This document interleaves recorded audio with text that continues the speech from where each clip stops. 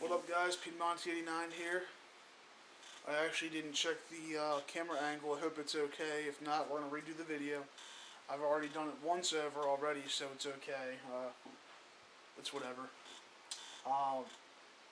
This is going to be a contest entry into Schmoo's 1-for-1 giveaway. His channel name is Michigan TNP. Before I get started, I would like to say to him, I apologize. I actually had you as a friend. I didn't know. I did not have you as a subber, or I didn't know that I wasn't subscribed to you, rather, because you had subscribed to me, but I hadn't subscribed back. So I kind of feel like a dick. So I mean, if I can't enter to win, it doesn't really matter. I'm kind of doing this more to support your channel. For the fact that you're giving out such generous things just speaks volumes about you and what you think of your subscribers. So guys, check him out for sure. He's got a couple of questions he wants answered. Who's the most influential person in your life? I would have to say my grandfather was one of my earliest teachers. My grandmother was also one of my earliest teachers. In fact, the two of them, since they raised me in my early years, my parents were always working, obviously. They were my original mentors. I remember stuff even before I started school, which is crazy. I remember my grandfather trying to teach me how to spell egg. I used to say E-E-G instead of E-G-G. It's one of the things I still remember to this day. They always get them mixed up. And he was always there. My grandfather was always there to help me with math homework and stuff. I really am not good at math. I never was. He was actually an engineer, designed different things, big buildings, bridges, all that kind of stuff. And I really am close to clueless on a lot of that stuff. I guess my grandmother, she had taken care of 5 kids. My grandfather served 31 or 32 years in the United States military. In World War II, he was commander of the Seabees, and he had retired in the Air Force. I forget what officer rank he was. Some cool stuff, and he had taught me stand up for what you believe in, no matter what. My grandfather was actually serving in the South Pacific. He had an arch nemesis, which a lot of guys in the South Pacific had. Her name was Tokyo Rose, and I'm sure a lot of you guys are familiar with her. Well, I got to get a lot of the information. I don't know everything, but he was in charge of a battleship, and they radioed in, and apparently she knew the ship name, and she knew his name. I mean, I guess there was somebody, cells or something. I don't know how they were getting this information. Scared the crap out of him and his crew. While the rest of them were sleeping below deck, he slept above deck in case something happened. He can get off the ship, abandoned ship. But when he was in China, there was a starving orphanage. Kids were starving. There was no food. His commanding officers had told him that him and his men were to kill off all the livestock, primarily being dogs. It was a poor village. And he said, "Sir, I came here to kill the enemy, not to kill dogs."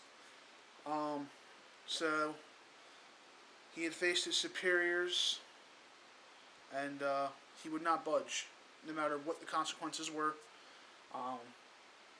So I thought, that was pretty courageous of him, and he ended up giving 1/3 of the entire shipment of rations that they had to the starving children, to the nuns that were taking care of him over there.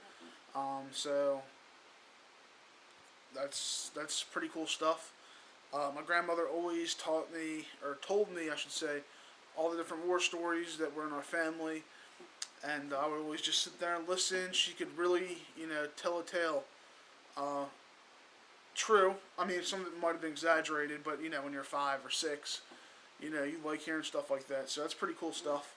Uh, so hats off to both of them for all the support they've given me over the years. My grandfather had actually passed away January 17th, 2004.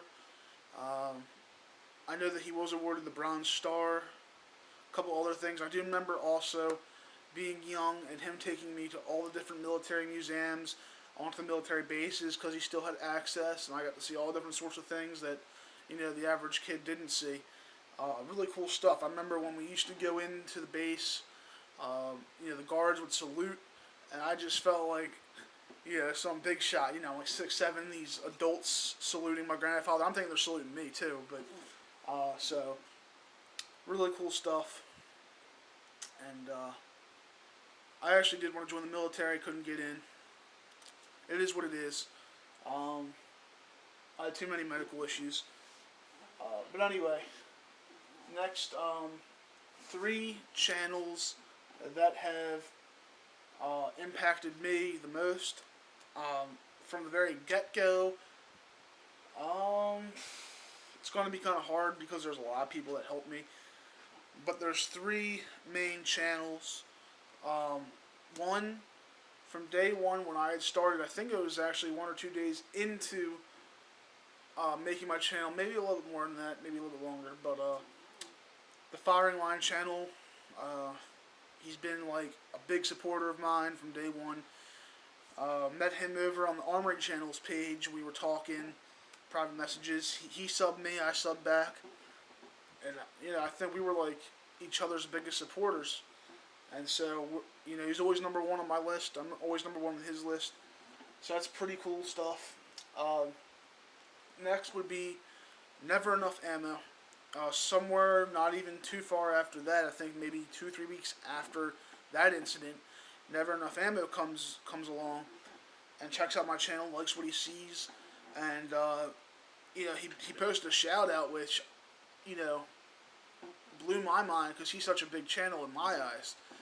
I don't know how many subbers he's got, maybe 2,000, 3,000, something like that. But to me, that's a big channel.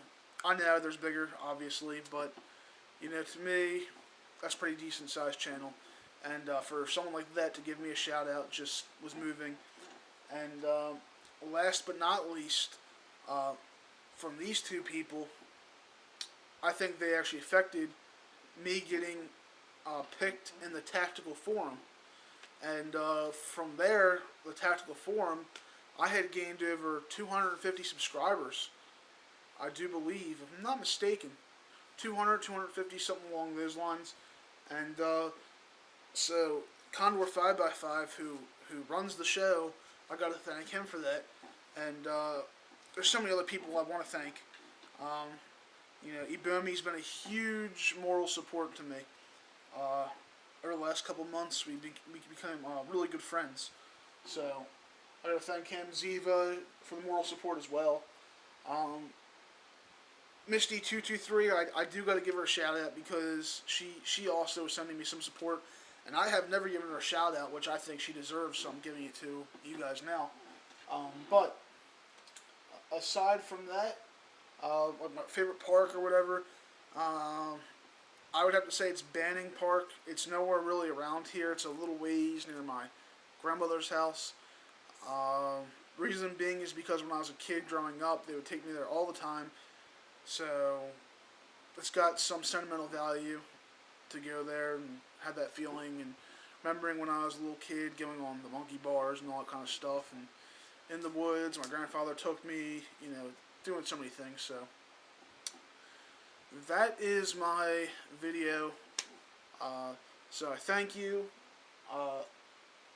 for allowing me to enter your contest, Schmoo. This might not have been the best video. I'm going to check the camera, make sure it's working. So I'm using my digital camera. I don't know if you're aware that I have a new camera or not. So just testing it indoors at night, and we'll see how it turns out. Thanks everybody for watching. Take care. God bless. And Schmoo, God bless you and your channel, and I hope it does really well. Congratulations on all the subs you've gotten so far, I know for a fact you're going to get a lot more, and you probably top my channel, which is at 435 right now. So, take it easy, brother. Piedmonte 9 out.